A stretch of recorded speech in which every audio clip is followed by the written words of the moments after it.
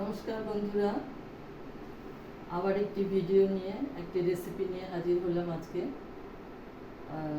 আজকে বানাবো পালং শাক, যেটা হয় পালক বলে, পালকেরই একটা রেসিপি বানাবো। তো এখন তো শীতকালে এটা বেশি ভালো হয় পালকটি, কিন্তু এখন তো সারা বছরই সব রকম পাওয়া যায়। তো এই যে পালক আমি এখানে এক গাঁটি নিয়েছি, ধুয়ে ভালো করে কেটে রেখেছি, আর এর সাথে আমি 4টে লঙ্কা রেখেছি, এগুলো আমি পেস্ট করে নেব। আর পালকটা করবো আজকে আমি মাশরুম দিয়ে। তো এখানে মাশরুম, এই যে ভালো করে মাশরুমটাকে কেটে ধুয়ে রেখেছি, কারণ অনেক বালি মাটি থাকে, সেই জন্য এগুলোকে ধুয়ে রেখে নিয়েছি। তো এবার আমি কড়াই তেলটা দিয়ে দিই।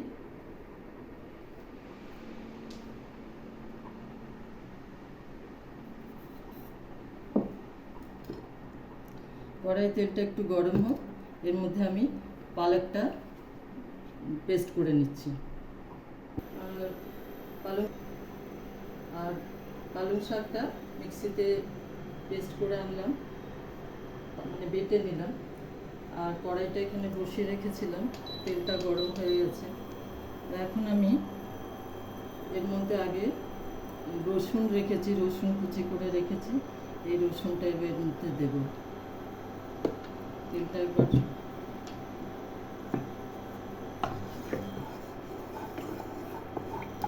ফোড়নে কিছু দিচ্ছি না, রসুন দেব।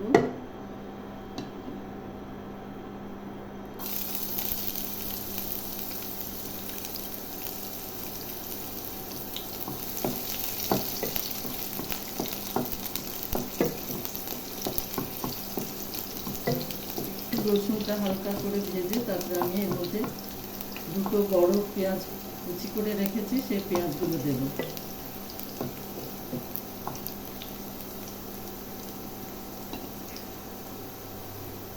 এর সাথে আমি এবার এখানে দুটো পেঁয়াজ আছে, কুচি কুচি করে রেখেছি, পেঁয়াজটা এবার দিয়ে দিচ্ছি।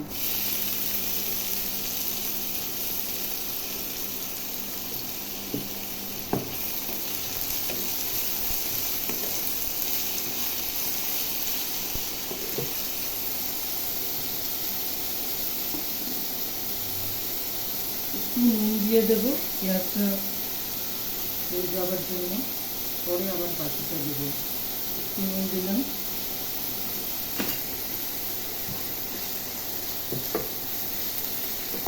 পেঁয়াজটা ভাজা হোক।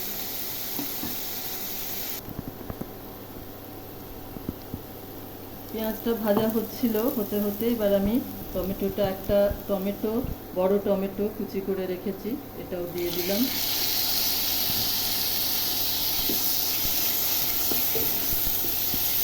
এবারে আমি একে একে আরও মশলাগুলো দিতে হবে, যেগুলো আমি দিয়ে দিচ্ছি।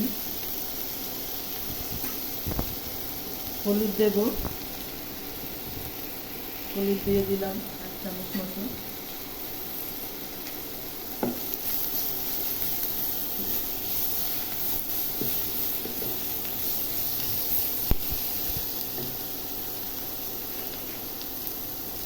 এবার এখানে আছে ধনে এবং জিরে, দুটোই ডাস্ট আছে, ধনে জিরে আমি এই পাউডারটা দিয়ে দিচ্ছি এখানে।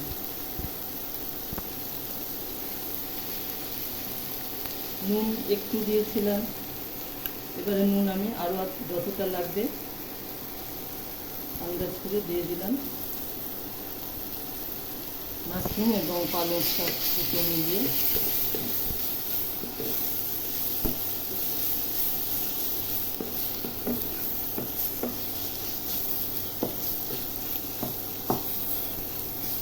মশলাটা আমি একটু কষাবো। আমার পেঁয়াজটা কষানো হয়ে গেছে, পেঁয়াজ, টমেটো, রসুন। এবার আমি মাশরুমটা এখানে ধুয়ে রাখা আছে ভালো করে, মাশরুমটা এর মধ্যে দিয়ে দেবো পুরোটা।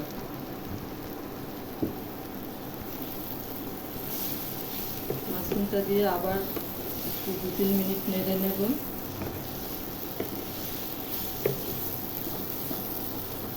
এখানে আমি আরও একটু তেল অ্যাড করছি।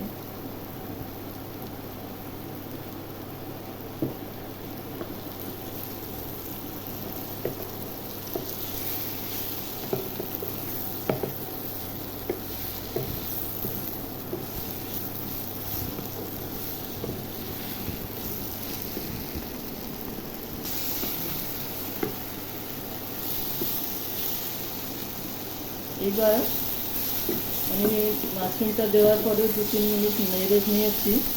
এবারে আমি এখানে পালকটা যোগ করব, অ্যাড করে দেবো। পালকটা পেস্ট করে এনেছি, পুরোটাই মিশিয়ে দিলাম।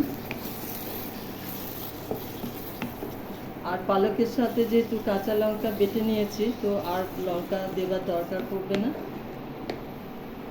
এবার এটাকে আমি একটুখানি হতে দেব, নাড়িয়ে দিলাম, হতে দেবো এবার। তারপরে 2-3 মিনিট পরে এবার এটাকে খুলে একটু ঢাকা দিয়ে দিচ্ছি আমি। আরও যেটা দেবার এটা 2-3 মিনিট পরে দেবো, এটা ঢাকা দিয়ে দিলাম। এবার দেখি এটা হলো কি না। ঢাকাটা খুলে নিলাম।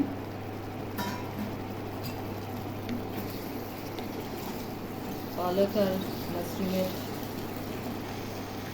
সেদ্ধ হয়ে গেছে এগুলো। এবারে আমি একটু গরম মশলা দেবো, গরম মশলা গুঁড়ো একটু দিয়ে দিচ্ছি।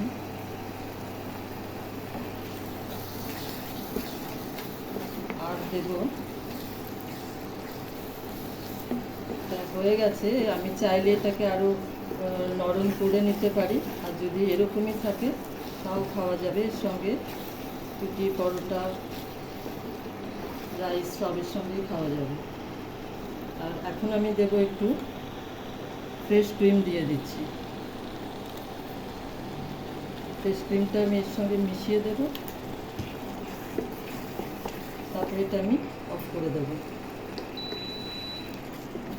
একটু অফ করে আমি 2-3 মিনিট রাখছি, তারপরে সার্ভ করছি। এবার এটা সার্ভ করার জন্য আমি সামনে একটা ধনেপাতা রাখলাম। ওপর থেকে আমি এবার ফ্রেশ ক্রিমটা গার্নিশিংয়ের জন্য দিয়ে দিচ্ছি। এগুলো দিলে দেখতেও ভালো লাগবে, খেতেও ভালোই লাগে।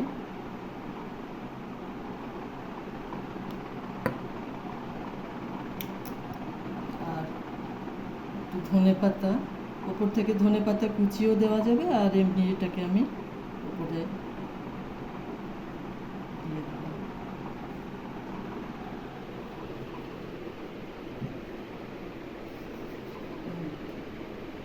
বন্ধুরা, আমি পালক আর মাশরুম দিয়ে রেসিপিটা বানিয়ে ফেললাম।